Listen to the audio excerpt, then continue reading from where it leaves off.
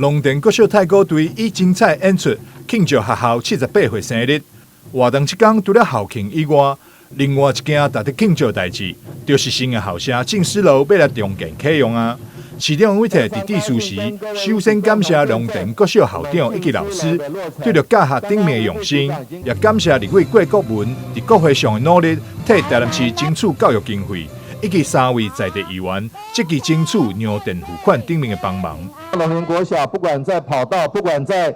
建筑，不管在步道，不管在铺面，方方面面各种各样的这个设施，硬体的设施，还有许多包括营养午餐的优化，我们都已经做到了。但也必须感谢许许多多过程中努力帮我们争取，尤其是郭国文立法委员在我们选区里面一直很努力的帮忙大家来争取许许多多的建设，还有我们各位议员尤荣志、陈秋红、吴通龙各位议员在我们议会里面垫付款通通都是要求尽量来早点通过，让建设经费可以早点到位。教局表示，龙田国小进士路教室拆除重建工程总经费7249万，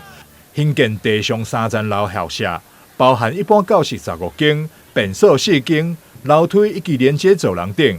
提供普通教室、科林教室、视听教室以及资讯教室使用。尤其龙田国小教学成绩备受社区的支持甲肯定，这次新的校舍落成甲启用，也为校方助力新的活力甲意向。市府也期盼校长会当持续带领学校团队，融合学校甲地方发展特色，运用出国际杰出的人才。台南新闻张硕维采访报道。